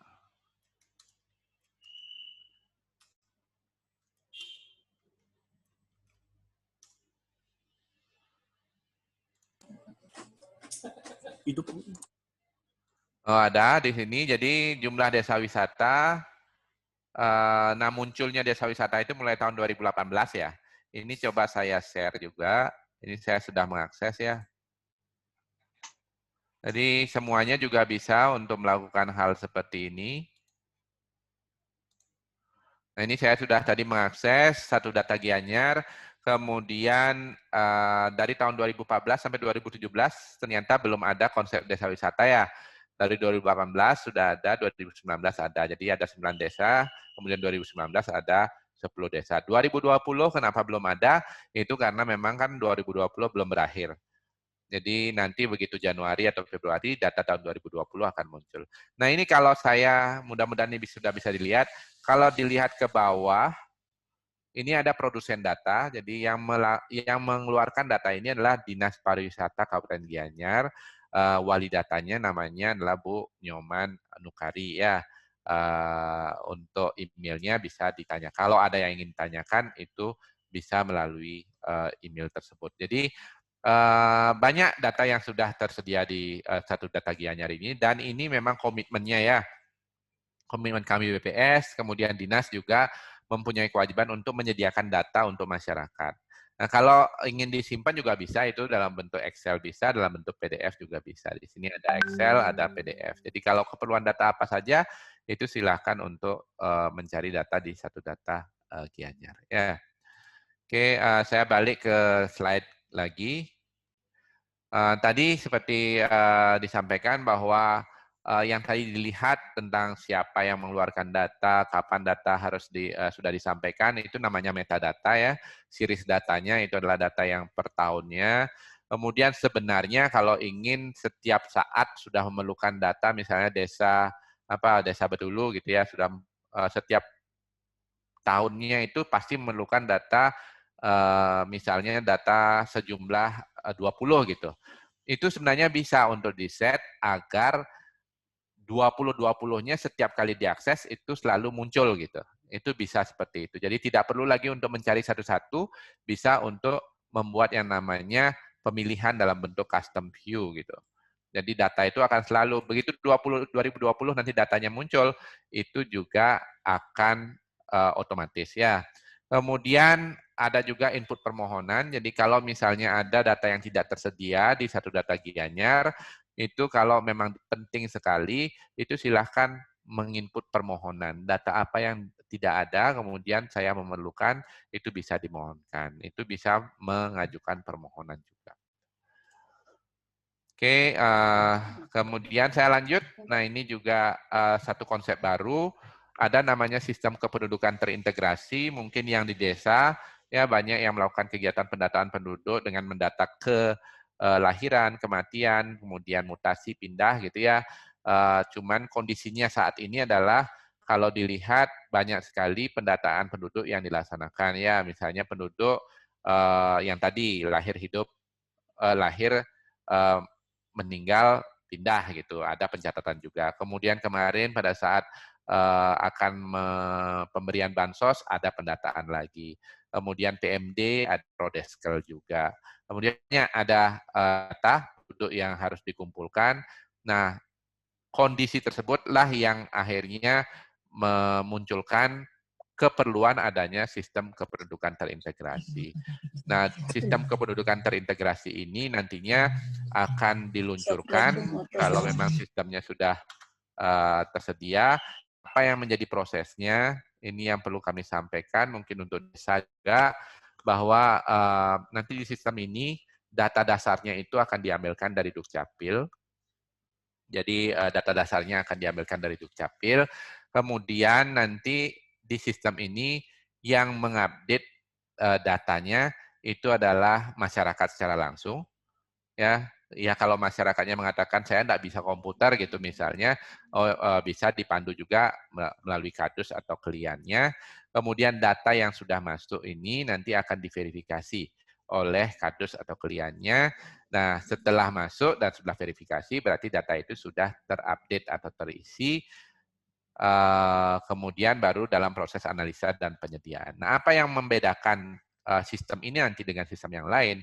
Jadi data tadi yang lahir hidup pindah, lahir meninggal pindah, kemudian data Prosdeskel, data dinas sosial, data KB, data perindustri UMKM ya yang berbasis rumah tangga itu juga akan masuk dalam satu sistem ini. Jadi sistem ini nanti yang akan menggabungkan semua kebutuhan, diisi langsung oleh masyarakat, nanti diverifikasi tentunya oleh kadus atau klien, dan nantinya semua yang meminta data itu bisa merefer ke sistem ini. Kalau misalnya Dinas Perindustrian dan Perdagangan perlu data tentang penduduk UMKM gitu misalnya, itu bisa mengambil dari sini. Kalau misalnya Dinas Sosial perlu melihat data untuk bantuan sosial, itu juga bisa melihat di sini. Kalau yang melihat tentang kematian, ada meninggal, lahir, atau pindah, penduduk adat misalnya, atau penduduk domisili, penduduk KTP, kemudian ada yang kena PHK misalnya, nah itu bisa memanfaatkan sistem kependudukan terintegrasi ini. Nah prosesnya sekarang penggabungan kebutuhan data sudah selesai, sistem sekarang sedang dibangun oleh Dinas Kominfo. Jadi mudah-mudahan kalau sistem ini sudah ada, masalah kependudukan di Gianyar ini tidak lagi menyulitkan ya, dan kalau semua sudah terintegrasi, merefernya penduduknya ya kalau si A ya si A, kondisinya apakah dia punya usaha atau dia lagi menganggur atau dia sedang mempunyai ternak apa, padinya punya luas lahan padi seperti apa, itu akan bisa didapatkan dari sistem seperti ini. Oke, yang berikutnya yang perlu kami sampaikan, ini program baru dari BPS juga. Kenapa kami memunculkan program ini? Karena tadi sering disebutkan bahwa data statistik harus berkualitas gitu ya. Data statistik harus berkualitas. Nah, kami sudah menerapkan proses untuk membuat statistik berkualitas. Tapi pertanyaannya, apakah dinas yang lainnya, baik itu dinas di kabupaten kota, dinas vertikal, kecamatan, desa, termasuk yang ikut di dalamnya adalah Kadus dan Kelian ini sudah menerapkan konsep penyelenggaraan statistik yang baik atau tidak gitu. Nah, pertanyaan itulah yang munculkan bahwa kami ke depannya ingin melakukan pembinaan pelaksanaan kegiatan statistik agar kegiatan statistik yang dilaksanakan itu berkualitas, yang tujuannya apa? Bahwa data apapun yang dikeluarkan oleh siapapun itu mempunyai standar kualitas yang bagus gitu ya. Ada norma, standar, prosedur, dan kriteria yang harus dipatuhi, dan itulah yang akan menjadi konsep pembinaan kami nanti ke depan. Nah, kebetulan beberapa yang ikut hari ini juga ada desa yang memang kami tetapkan sebagai percontohan statistik. Tentunya menjadi percontohan itu didasari bahwa ada kegiatan statistik yang dilaksanakan, dan ke depannya kegiatan statistik yang dilaksanakan itu harapannya sudah berkualitas, sehingga data yang dihasilkan benar-benar adalah data yang sudah berkualitas. Nah, kegiatannya untuk percontohan statistik kira-kira seperti ini. Jadi program tahunan sebenarnya, jadi kami melakukan evaluasi pertama, kemudian seiring dengan hari statistik kami menetapkan percontohan statistik, dan selama bulan-bulan ke depannya sampai bulan Juni tahun depan kita akan melakukan pembinaan proses pelaksanaan kegiatan statistik di wilayah masing-masing. Jadi kami menetapkan ada 5 dinas di tingkat kabupaten kotanya, di tingkat kabupaten Gianyarnya, kemudian 7 desa di tingkat desanya, dan 1 desa mewakili 1 kecamatan. Itu yang kami laksanakan sehingga nantinya statistik yang dikeluarkan oleh dinas dan juga statistik yang dikeluarkan oleh desa itu benar-benar adalah kegiatan statistik yang berkualitas didasari oleh kegiatan statistik yang sesuai dengan norma, standar, prosedur, dan kriteria.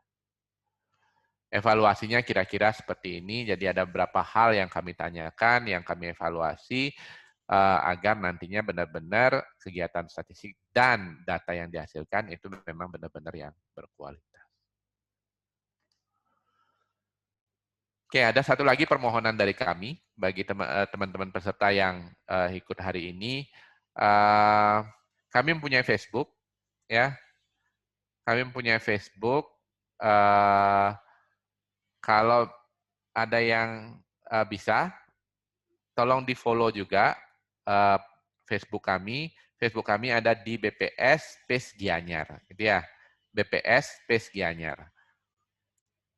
Bagi yang sekarang mengakses melalui jalur internet, bisa dibuka Facebook-nya, kemudian dicari BPS Gianyar gitu ya. Nanti akan muncul page-nya BPS ya, page halaman. Nah, mohon untuk di-like ya. Mohon untuk di-like. Tujuannya apa? Sama dengan yang tadi, kami juga sering menginformasikan berbagai macam data yang kami hasilkan melalui Facebook kami. Jadi dengan mengikuti Facebook BPS Gianyar, update apapun, ya update kegiatan, bisa update data, itu juga kami laksanakan melalui Facebook kami. Itu silahkan di-like. Kemudian kami juga mengajak nih teman-teman semuanya yang hadir di sini, ujung-ujungnya adalah bagaimana kami bisa mengajak semua masyarakat, khususnya di Kabupaten Gianyar, untuk memanfaatkan statistik. Nah, memanfaatkan statistik memang tadi sudah saya jelaskan, ada misalnya, ibu-ibu dan bapak-bapaknya sedang mendiskusikan mau belanja apa saja di minggu ini gitu misalnya. Itu sebenarnya sudah memanfaatkan statistik. Tetapi akan sangat baik kalau kami bisa melihat kalau Bapak-bapak dan Ibu-ibu bisa menulis sesuatu, kemudian di dalamnya ada angka, ada data di dalamnya. Ya misalnya contohnya tadi, minggu ini harga-harga ada yang naik, ada yang turun. Oh, apelnya sedang naik ini sekarang. Harganya berapa? Itu sudah angka data. Kemudian oh harga buah mangga itu sekarang akan turun. Berarti dengan penghasilan ataupun uang yang disediakan minggu ini sejumlah ini, berarti saya tidak akan bisa membeli apel, tapi lebih baik membeli mangga. Nah, konsep menggunakan angka dalam menulis itulah yang ingin kami lihat, bahwa memanfaatkan statistik sudah, tetapi bagaimana pemanfaatan statistik itu muncul dalam bentuk tulisan, itu juga sangat kami harapkan. Nah, kalau ada yang menulis yang ada angkanya, ya mungkin banyak yang ikut-ikut dengan Facebook, kemudian mengupdate ya berbagai status di Facebook-nya. Nah, kalau ada yang istilahnya muncul angka sedikit gitu ya, yang berhubungan dengan statistik apapun gitu ya, itu silahkan untuk di-tag kami di BPS Space Gianyar gitu ya, di BPS Space Gianyar yang mengindikasikan bahwa masyarakat Gianyar sudah melek dengan statistik, sudah memanfaatkan statistik dalam kehidupan sehari-harinya. Karena kalau misalnya ada kegiatan yang memanfaatkan statistik, kami tidak bisa lihat atau tidak ada tulisannya, kami tidak tahu bahwa statistik itu sudah dimanfaatkan atau belum. Gitu ya. Tapi kalau tulisannya muncul dan kami di-tag, yaitu BPS Space Gianyar, itu kami akan tahu statistik sudah mulai dimanfaatkan oleh masyarakat Gianyar. Nah, ini ada contoh-contoh ya yang istilahnya statistik yang tulisan yang memanfaatkan statistik. Ini kegiatan kami ya di Facebook. Nah, ini yang statistik dalam kehidupan sehari-hari. Oke, ada contoh-contoh lucu sebenarnya ini ya yang perlu saya bacakan ya. Badan Pusat Statistik dan United Nations Population Fund menghitung jumlah penduduk Indonesia pada tahun 2018 mencapai 265 juta jiwa. Dari jumlah tersebut, sebanyak 131,88 juta jiwa berjenis kelamin perempuan. Itu tulisannya yang dari Gio Rizky Ihwan ya. Tapi dia memunculkan sesuatu yang lucu di sini. Pertanyaannya, kenapa sampai saat ini hamba belum dapat jodoh, Tuhan? Itu artinya apa? Sederhana sebenarnya kan, tapi angka muncul di sana. Dia memunculkan, ada angka loh sebanyak ini penduduk Indonesia, perempuannya sebanyak ini. Ada perempuan sebanyak ini kok saya belum dapat jodoh gitu. Jadi ada sesuatu yang ditulis, tapi ada statistiknya dalamnya. Kemudian ada yang menjawab, wajar karena jumlah perempuan hanya 131,88 juta. Sementara laki-laki jumlahnya lebih banyak, 133,22 juta. Jadi laki-laki itu lebih banyak. Makanya laki-laki ada yang tidak punya jodoh gitu istilahnya. Nah, ada jawaban seperti itu. Ini membicarakan kehidupan sehari-hari, cuman memakai angka di dalamnya. Kemudian ada juga tulisan, satu lagi, life begin at 40, gitu ya. Jadi hidup mulai di umur 40. 40 tahun apa yang sudah aku perbuat dalam hidupku. Menurut BPS, angka harapan hidup di Kabupaten Kelungkung adalah 69,15. Jadi harapan hidup seorang itu rata-rata hanya sampai umur 69 tahun, lebih dikit ya. Berarti sisa umurku maksimum 29 tahun. Jadi sisa umurnya 29 tahun sebenarnya kalau dari hitung-hitungan tersebut. Apa yang bisa aku lakukan di sisa umurku? Terima kasih suami, anak-anakku, saudara, dan sahabat atas doanya. Selamat ulang tahun, Bu Diriani, gitu ya. Jadi dia menggunakan angka statistik untuk mencerminkan kehidupannya sehari-hari, gitu ya. Itu dipakai untuk, jadi statistik itu sudah hampir bisa digunakan dalam kehidupan yang paling sederhana sekali, gitu ya. Oke, untuk layanan statistik kami sudah sampaikan tadi. Tentunya ada yang bertanggung jawab di layanan kami, ada Pak Dewa Gede Suwardiana, itu yang Kepala Seksi PDS yang menangani layanan kami. Di kami itu ada ruang tunggunya, tempat parkir, toilet untuk pengguna layanan, sarana untuk yang berkebutuhan khusus, misalnya yang apa istilahnya berkursi roda ya, kemudian WiFi, sarana pengaduan itu juga tersedia, dan layanan kami itu tidak ada biaya ya, tidak ada biaya, artinya untuk yang tidak berbiaya tidak akan kami pungut sepeser pun untuk mendapatkan layanan tersebut. Jadi kami ada sistemnya no gratifikasi, tidak ada gratifikasi sama sekali ya. Kemudian untuk yang ingin mengetahui siapa yang bertanggung jawab di masing-masing kecamatan, jadi masing-masing kecamatan itu ada penanggung jawabnya, mulai dari atas Payangan ada Bu Mita, Ubud ada Pak Gong Putra, kemudian Sukawati ada Pak Darike, Tegalalang ada Bu Sri Kawit, Tapas Piring ada Pak Merke, kemudian Gianyar ada Kayani, dan Belah Batuh ada Bu Ani ya, dan masing-masing ada supervisornya. Jadi kalau misalnya ada yang di masing-masing wilayah ingin berdiskusi lebih banyak, itu silahkan menghubungi account representatif di masing-masing kecamatan. Oke, nah mungkin demikian yang bisa kami sampaikan. Jadi mohon maaf kalau ada yang kurang ya. Mudah-mudahan sih tujuan kami untuk menyampaikan. Mudah-mudahan jadi kami ingin menyampaikan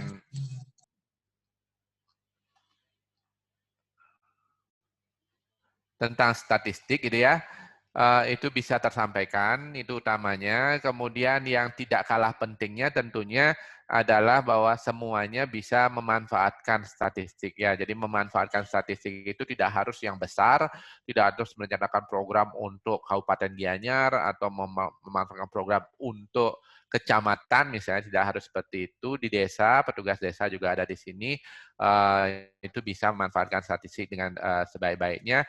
Kemudian bagi yang tidak dalam organisasi atau organisasi yang sifatnya swasta atau private gitu ya, itu bisa memanfaatkan statistik. Bahkan dalam kehidupan sehari-hari, tadi beberapa contoh juga disebutkan bahwa ada yang bisa dimanfaatkan untuk mendukung kegiatan sehari-hari.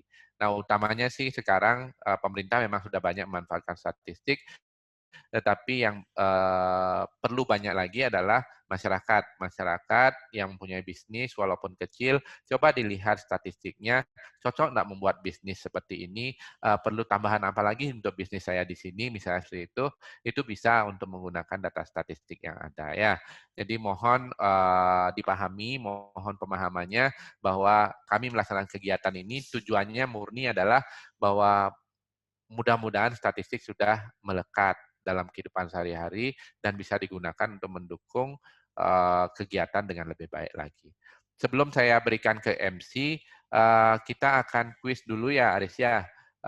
Kuis yang sama sebenarnya untuk pertanyaan yang sama. Jadi apa yang saya sampaikan tadi sudah menambah wawasan Bapak dan Ibu-Ibu yang ikut hadir di sini atau tidak. Nah, linknya itu mungkin sudah disediakan. Bu Gongge, silakan dibuka linknya untuk post testnya, Bu Gongge.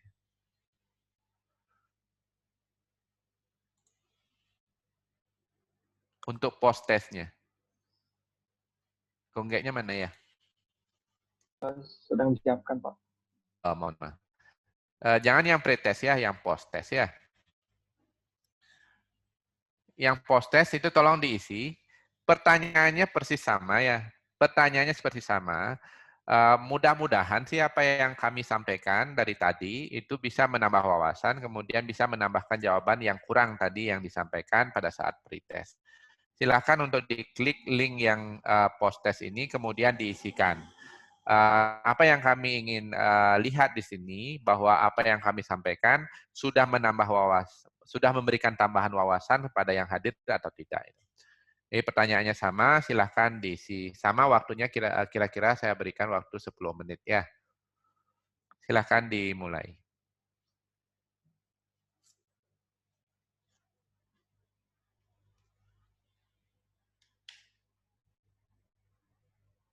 Kalau ada kesulitan untuk mengakses, itu silahkan juga diinformasikan ke kami ya.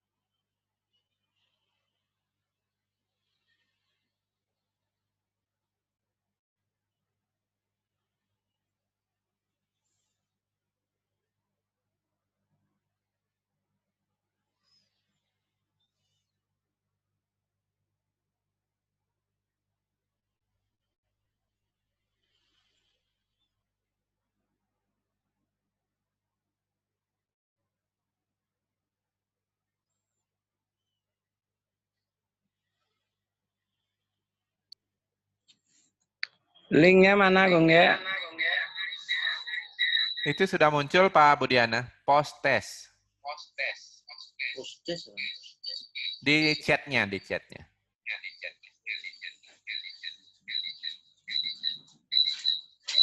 Nggak ada, Pak. Oh, nggak ada. Coba dikirimi lagi, Gongge.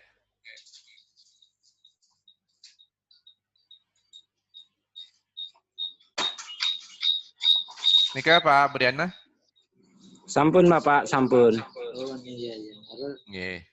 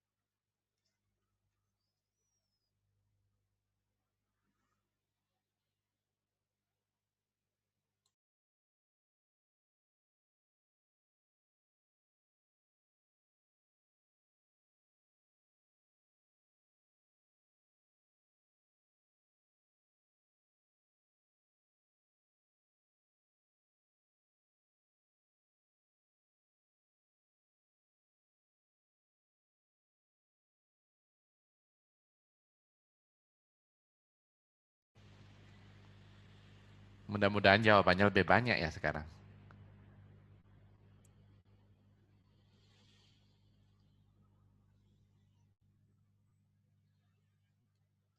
Kalau jawabannya makin tidak mengerti, itu yang menjadi permasalahan kami nanti.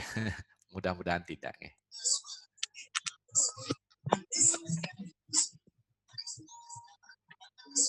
Gini, Bu. Oh, betul. Tapi sama ada suara, ya.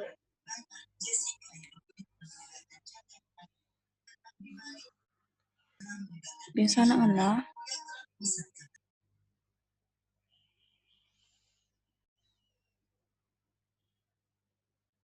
Menalih mingko puro ko nito dapin ibu nan. Isinya mau bunyi nah Jinbo.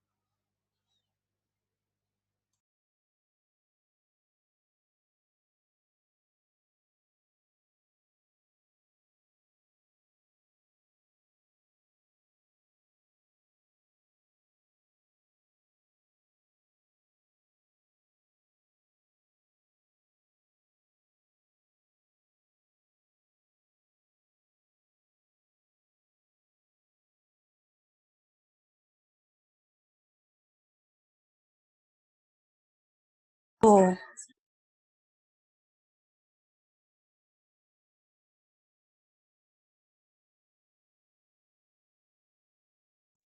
Waktunya sekitar 1-2 menit lagi ya Bapak, Ibu.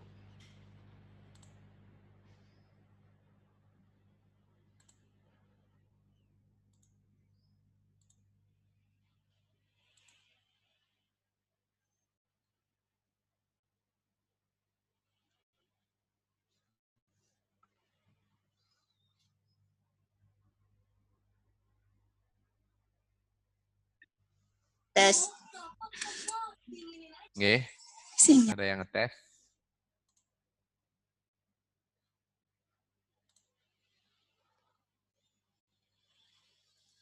Kami masih tunggu responnya ya. Untuk post testnya.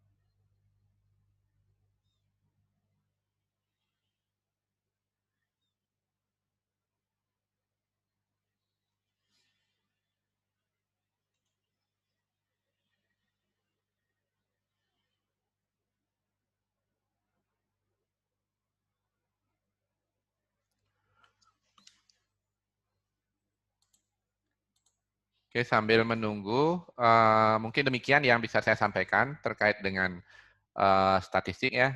Mudah-mudahan apa yang menjadi tujuan dari kegiatan ini bahwa wawasan tentang statistiknya bertambah, kemudian pemahaman tentang statistik bertambah, dan yang menjadi poin yang sangat penting sekali adalah pemanfaatan statistik di tingkat masyarakat dan perkantoran itu juga bertambah.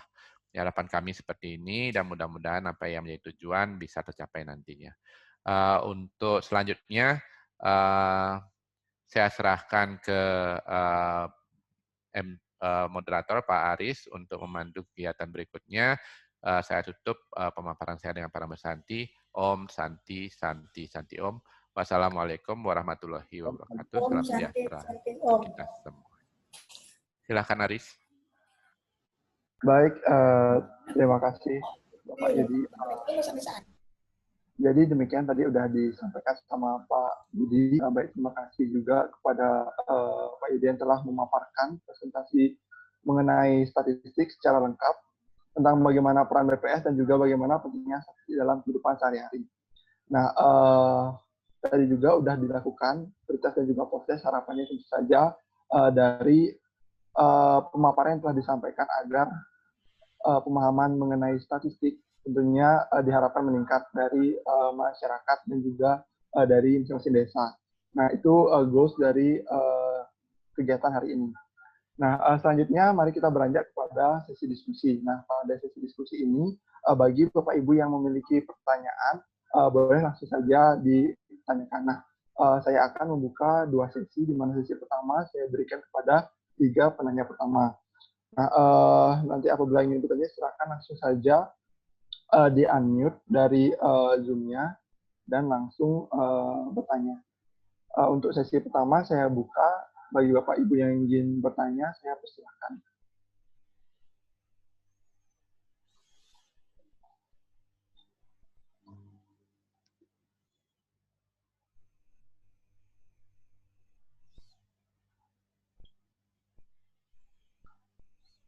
Pertanyaan yang diajukan boleh juga berkaitan dengan, tidak hanya yang berkaitan dengan pemaparan Bapak tadi, boleh juga mungkin yang berkaitan dengan kegiatan statistik secara umum.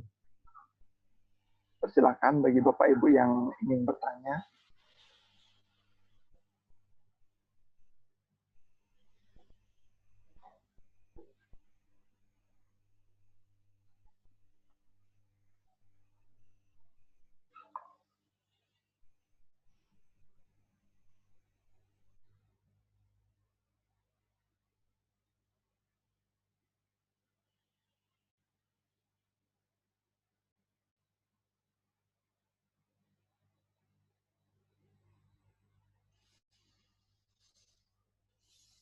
Ada yang mau bertanya, boleh apa saja. Jelas tadi berarti ya? Jelas, Bapak. Maaf, Ya, saya dari Posyandu Selat Blege. Saya mau bertanya, saya kurang paham tadi pertanyaan nomor 3, Nike. Apakah Anda tahu manfaat dari statistik? Itu yang pertanyaan saya kurang paham. Dalam kehidupan sehari-hari itu. Dalam kehidupan sehari-hari. Manfaat statistik. Jadi statistik itu kan angka, statistik itu angka, data yang biasanya mempunyai arti di dalamnya. Ya, misalnya tadi saya mencontohkan yang sangat sederhana sekali adalah bagaimana seorang suami dan istri itu berdiskusi masalah data, misalnya data harga buah-buahan gitu misalnya. Itu kan data ya. Data. Jadi ada data harga mangga, data harga apel, kemudian ada penghasilan yang tersedia minggu ini misalnya, itu kan data juga. Nah, setelah dipadu-padankan itu data itu akhirnya apa manfaatnya? Oh, ternyata mampunya minggu ini hanya beli mangga saja, apelnya enggak usah saja gitu. Nah, itu artinya kan bahwa ada data yang digunakan dalam kehidupan sehari-hari, kemudian digunakan untuk mengambil keputusan. Itu yang levelnya benar-benar yang di rumah tangga itu. Kalau di desa juga sama. Tadi ada contohnya misalnya beberapa jumlah anak umur 6 sampai atau di posyandu misalnya. Berapa jumlah bayi yang lahir gitu misalnya untuk tahun ini gitu misalnya ada data seperti itu. Berarti kalau tersedia jumlah seperti itu posyandunya sendiri bukanya dari jam berapa sampai jam berapa ya bagusnya kan gitu ya. Iya. Ya, karena kalau memang jumlahnya sedikit, tentu jamnya mungkin 1 jam saja cukup. Tapi kalau misalnya dia bayi yang nanti harus dirawat oleh dalam posyandu tersebut jumlahnya banyak, kemungkinan 2 jam tidak cukup, berarti kita harus buka 3 jam gitu misalnya. Itu adalah proses sederhana sekali bahwa ada data yang dimainkan, ada data yang dibicarakan, kemudian ada keputusan yang harus diambil. Kecil sebenarnya, tidak kelihatan kita membicarakan data, tapi sebenarnya itu sudah dalam kehidupan sehari-hari kita. Gitu. Ya. Terima kasih, Pak.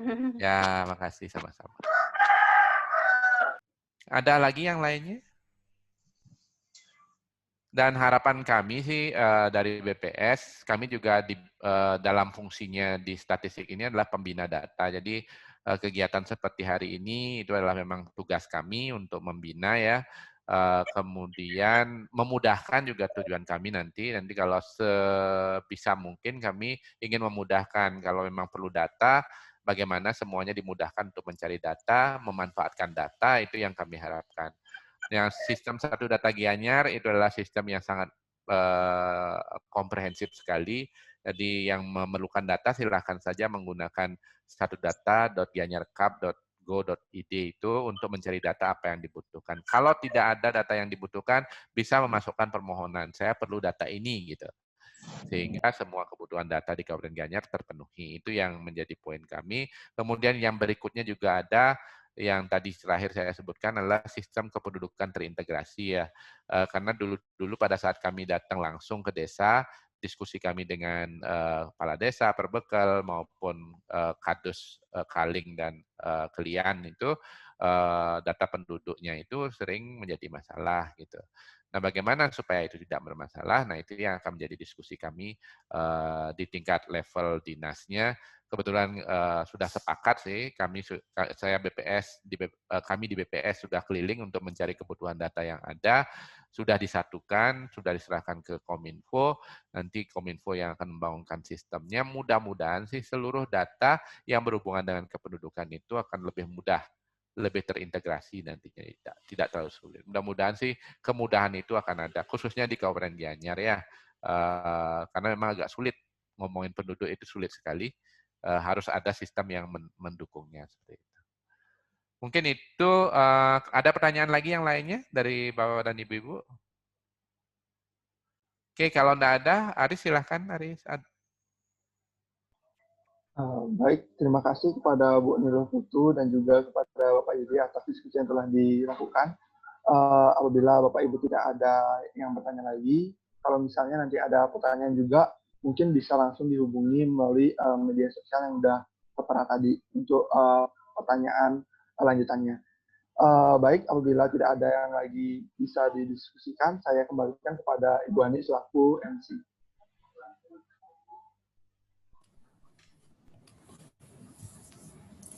Terima kasih Aris. Bapak Ibu, para peserta SGC pada hari ini, demikian tadi pemaparan materi dan sedikit tanya jawab. Dan mudah-mudahan saja ada manfaatnya bagi kita semua. Sekali lagi kami mengucapkan terima kasih atas perhatian dan partisipasinya. Dan kami mohon maaf apabila ada kekurangan dalam penyelenggaraan acara ini. Dan kami akhiri dengan para mesanti.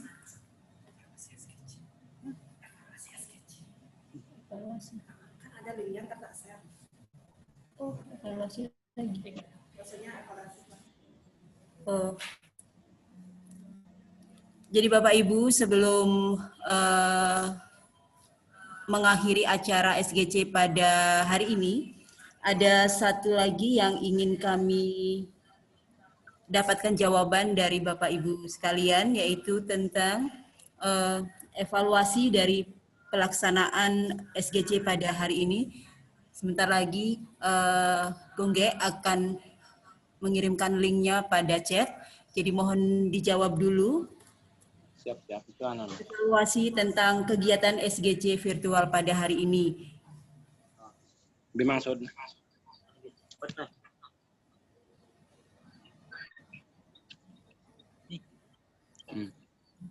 Silakan Bapak Ibu klik chat dan di situ sudah ada link tentang evaluasi kegiatan SGC. Intinya sih kami ingin mendapatkan masukan dari Bapak Ibu untuk kegiatan SGC selanjutnya. Silakan.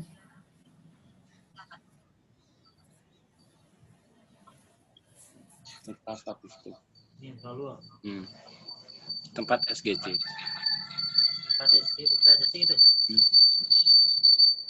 Mohon masukannya nggih untuk evaluasi kegiatan. Kalau memang ada yang perlu diperbaiki, kami akan perbaiki.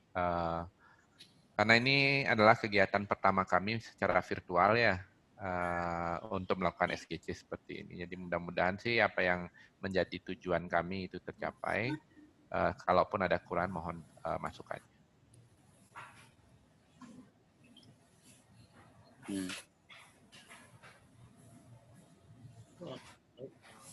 Oh, nekta ujian. 5 bukan menang.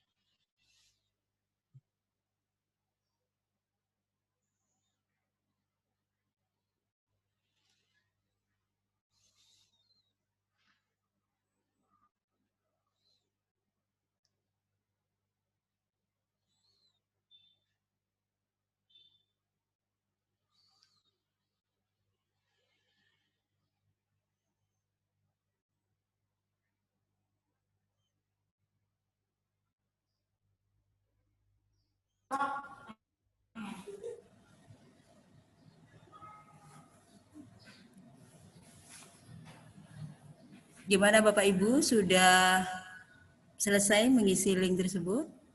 Sudah, Bu. Sudah, Bu.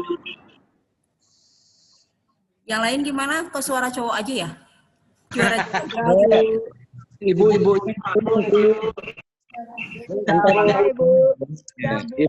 Ustaz ini Bu, dan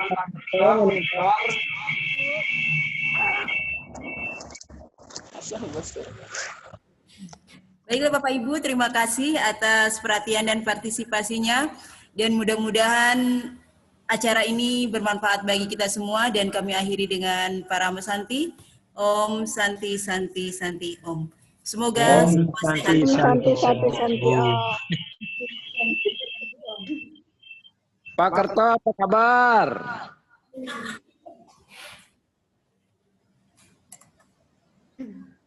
Pak Sekdes Kerto ini, Pak Taruh.